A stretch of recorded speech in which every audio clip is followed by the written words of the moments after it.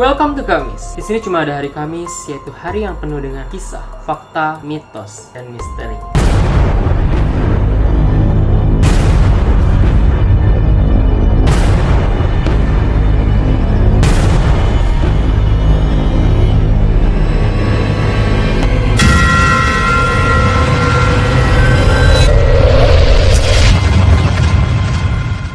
Weh, Kamis-Kamisku, ketemu lagi dengan gue, Mr. I. Ingat, jangan digabung menjadi misteri, apalagi dipisah jauh menjadi misteri. Buat kalian yang udah klik video ini, gaji! Dan buat kalian yang belum subscribe channel ini, langsung aja klik tombol subscribe-nya di bawah ya. Awas lu, jangan pelit-pelit, ntar pacar lu pamit. Ayo, gak deh, canda. Oke Kamis, kalian pernah gak sih merasakan suatu kondisi di saat kalian tidur itu tuh ada yang nindihin badan kalian sehingga kalian gak bisa gerak sama sekali? Ada? Kita sama. Apakah kalian juga sama dengan gue waktu pertama kali mengalami itu? Kalian merasakan seperti ketakutan, cemas, keringat dingin, sesak nafas, dan bertanya-tanya apa yang terjadi sama diri gue? Orang-orang menyebut fenomena ini dengan istilah ketindihan, dan ada yang lebih ekstrim menyebutnya dengan ketindihan jin. Aduh, bukan jin yang ini ya. Kalau ini mah Jini, oh Jini. Gue juga mau ketindihan dia. Aduh, bukan yang ini juga. Kalau ini mah I can show you the world. Kasih 3 permintaan. Tapi jin yang dimaksud di sini adalah yang ini. Senyum. Ini mah jin kesukaan ciwi-ciwi. Di video kali ini gue bakal ngebahas tentang fakta dan mitos dari ketindihan tersebut. Di akhir video gue bakal sharing ke kalian pengalaman pribadi gue saat mengalami ketindihan, serta gue melihat sosok yang serba putih, tinggi besar, dan dia mau bawa gue ke langit. So, don't skip video ini dan tonton sampai akhir ya, oke? Anggapan umum yang beredar di masyarakat tentang ketindihan ini adalah suatu kondisi di mana tubuh kita tidak bisa bergerak sama sekali, bahkan sampai kita sesak nafas karena ada makhluk jahat yang sedang menindih tubuh kita. Jadi kita tuh sebenarnya merasakan kayak udah bangun, udah sadar, tapi gak bisa gerak sama sekali. Bahkan kita pun melihat adanya kehadiran sosok makhluk misterius di sekitar kita, entah itu di atas, kanan, kiri, bawah, atau di depan mata kita sendiri. Jadi kita merasa seperti sedang diganggu oleh makhluk halus. Nih setan bener-bener ya lu ngapain gitu buat nindih-nindih, nempel-nempel di badan manusia. Kagak ada kerjaan amat sih lu. Mohon maaf Tan, kagak maksud gue. Tapi kalau lu kesendiri kagak apa-apa sih. Please jangan datangin gue. Terkait dengan makhluk yang hadir pada saat ketindihan itu, Samuel Johnson dalam bukunya A Dictionary of English Language mengatakan kalau ketindihan itu adalah ulah dari makhluk yang bernama incubi. Dia duduk di atas tubuh orang yang sedang tidur sehingga mereka sama sekali tidak bisa bergerak, bahkan sesak nafas. Dan ternyata fenomena ketindihan yang dikaitkan dengan makhluk halus tidak hanya ada di Indonesia. Di Brazil, mereka mengatakan bahwa ketindihan itu disebabkan oleh kehadiran makhluk yang berkuku panjang bernama Pisadeira. Dia mengendap-endap masuk ke dalam rumah melalui atap, lalu ke dalam kamar, dan menginjak-injak dada orang yang sedang tidur. Di Spanyol, ketindihan dikaitkan dengan kehadiran sosok makhluk misterius menyerupai hewan yang berwarna hitam yang disebut dengan pesanta. Dia duduk di atas dada orang yang sedang tidur. Lalu di Thailand, mereka mengaitkan ketindihan dengan kehadiran makhluk yang disebut piam. Ini mirip kayak anak-anak iklan biskuit itu ya, yang piam. Di Vietnam dan Laos, mereka menyebut ketindihan dengan istilah dap thong. Siapanya dap smash ya? Dan di Amerika, mereka tuh mengaitkan ketindihan dengan kehadiran alien. Di Indonesia, ya kalian tau lah siapa aja makhluk-makhluk yang berperan. Ada Mas Mas Koci, Mahagundo, sama itu tuh yang gemes-gemes, Dedek Tuyuy. Nah Kamis, tapi ternyata fenomena ketindihan yang dikaitkan dengan makhluk halus tadi itu hanyalah sebuah mitos belaka. Jadi udah banyak tuh penelitian yang dilakukan terkait dengan ketindihan ini, dan itu bisa dijelaskan secara ilmiah dengan fakta-faktanya. Jadi kegelisahan dan kecemasan kalian terkait dengan makhluk-makhluk tadi udah bisa diakhiri kok, Kamis. Di dunia medis, istilah ketindihan dikenal dengan sleep paralysis, yaitu suatu kondisi di mana tubuh kita sedang berada di tengah-tengah antara fase tidur dan fase sadar. Di mana pada saat itu pula otot dan otak itu sedang tidak selaras. Jadi, fase tidur itu ada 4 tahapannya nih, Kamis. Yang pertama adalah tahap NREM 1 atau Non-Rapid Eye Movement 1. Ini tuh dikenal dengan tahap ya masih meremlek atau kayak bobo ayam gitu. Jadi pada tahap ini mata kita tuh udah mulai bergerak perlahan dan aktivitas otot pun sudah mulai menurun. Tapi ingat, belum tidur ya. Lalu tahap 2 adalah NREM 2, di mana pada tahap ini mata itu pergerakannya udah benar-benar berhenti, lalu detak jantung kita melambat dan suhu tubuh kita juga menurun. Jadi ini tuh seperti tahap persiapan menuju tidur. Lalu memasuki tahap ketiga yaitu NREM 3, di mana pada tahap ini kita udah tertidur dan terlelap sehingga tubuh kita pun sudah rileks. Lalu masuklah ke tahap terakhir yaitu tahap REM atau Rapid Eye Movement. Ini tuh tahap di mana kita tuh sudah mulai berimajinasi. Bukan ya, maksudnya sudah mulai bermimpi. Sesuai dengan namanya, pada tahap REM ini mata kita tuh benar-benar bergerak dengan cepat dan nafas kita pun pendek. Nah, pada saat di tahap mimpi ini, otak kita itu tuh memerintahkan tubuh kita untuk tidak bekerja atau dilumpuhkan sementara karena otak kita sedang bekerja di alam mimpi, bukan di alam ini. Alam apa sih? Di tengah-tengah fase REM, itulah kita mengalami yang namanya sleep paralysis atau ketindihan tadi. Dimana kita sudah terbangun sadar, tapi nggak bisa gerak sama sekali karena si otot-ototnya tadi itu masih disetrap sama otak. Oh ya, sorry, buat yang nggak tahu disetrap tuh dihukum. Jadi kayak masa-masa sekolah kan sering itu disetrap sama guru. Nah kayak gitu, si ototnya lagi disetrap sama si otak. Lalu kenapa sampai ada sosok makhluk yang tadi tuh si Mbak Kun, Mas Poci, Mbah Gundo, Dede Tuyul di dekat kita? Kan jadi atut ya. Jadi kehadiran makhluk-makhluk misterius tadi secara medis dijelaskan bahwa itu hanyalah sebuah halusinasi, Kamis. Jadi logikanya kayak gini, Kamis. Tadi kan kita ada di fase REM nih, dimana tuh adalah fase bermimpi dan kita lagi enak-enak mimpi nih. Tapi tiba-tiba kita ngalamin sleep paralysis. Jadi makhluk misterius yang tadi kita lihat waktu ketindihan itu adalah makhluk yang kita lihat di dunia mimpi kita, sehingga dia bocor ke alam nyata. Jadi seolah-olah dia terlihat nyata kayak gitu. Tapi kenapa harus makhluk yang menyeramkan gitu ya? Kenapa, Mas? Kenapa?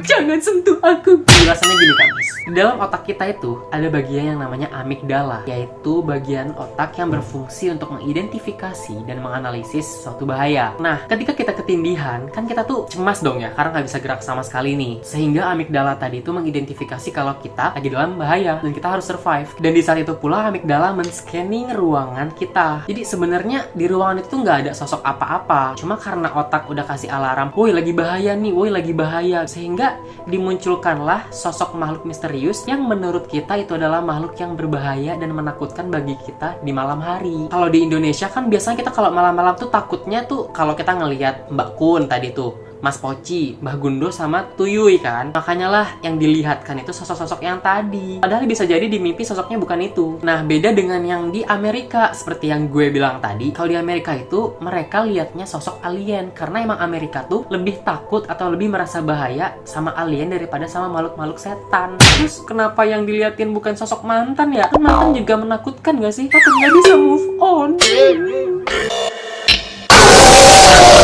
Oke, Kamis, sekarang gue bakal sharing ke kalian pengalaman pribadi gue yang mengalami ketindihan sekaligus bertemu dengan makhluk misterius. Ini terjadi waktu gue masih di tahun kedua perkuliahan, itu tuh sekitar tahun 2016. Gue masih ngekos sendirian di deket kampus. Jadi waktu itu gue tidur kalau nggak salah sekitar jam 11 atau 12 kayak gitu. Nah, gue tidur, terus tiba-tiba gue mengalami ketindihan dong. Itu pertama kalinya gue mengalami itu. Pas gue ngerasa gue udah bangun, gue tuh bingung. Lah, nggak bisa gerak sama sekali, ini kenapa? Apa yang terjadi sama gue? Dan dikala itu pula gue cemas dong, gue takut kan. Lalu tiba-tiba kayak datang sosok makhluk gitu, serba putih semua, dan itu tuh gede banget dia, gede tinggi. Dia bawa keranjang, kayak keranjang rotan gitu sih, seukuran manusia yang kayak tutupnya bisa dibuka di kedua sisinya kayak gitu. Gue bingung dong, ini siapa gitu, karena dia nggak pernah ngeliat sosok kayak gitu sebelumnya. Dan kenapa serba putih? Ruangan kamar gue sendiri tuh jadi putih semua. Terus dia agak menjongkok gitu, dia nggak ngomong sama sekali, dan di bagian wajahnya itu tuh yang gue lihat matanya hitam bulat, hitam banget, dan hidungnya tuh mancung banget kayak gitu. Kalau bisa gue gambarin sih, setelah gue tahu film The Nun di 2018, dia tuh sosoknya mirip kayak Falak, bener-bener kayak Falak, tapi bedanya Falak kan pakai tudungnya warna hitam ya, nah dia putih. Kalau untuk muka sosoknya tuh persis banget kayak Falak. Kalau untuk bagian mulutnya gue nggak kelihatan jelas karena dia nggak ngomong sama sekali. Lalu dia kayak nunjuk ke arah gue gitu, terus nunjuk juga ke ranjangnya tadi. Gue ngomong, gue bisa ngomong, disitu gue bisa ngomong, udah bisa ngeliat kan. Gue bilang, ah kenapa, ini mau diapain? Gue gue tahu sih maksud dia gue masuk ke keranjang karena dia nunjuk keranjang. Ya gue nggak mau dong, gue kayak cemas. Nah, gue nggak bakal mau masuk situ. Gue bilang kayak gitu kan. Gue tetap berusaha untuk maksa badan gue biar bergerak karena gue pengen lari gitu. Tapi tetap nggak bisa gerak sama sekali. Gue cuma bisa ngomong. Dan pada akhirnya karena gue bandel gak masuk juga, kaki gue digerakin masuk ke dalam keranjang, badan sampai akhirnya bener-bener gue semua masuk ke dalam. Dan gue emang nggak bisa ngelawan. Ya gue masuk dalam keranjangnya sampai yang tersisa kelihatan cuma ya bagian kepala ini gue doang gitu di keranjang. Terus pada akhirnya keranjangnya ditutup dan dia mau bawa gue terbang ke langit. Tapi syukur alhamdulillah ya Allah, gue bangun sebelum dia bawa gue terbang. Kalau nggak salah gue bangunnya jam 4-an.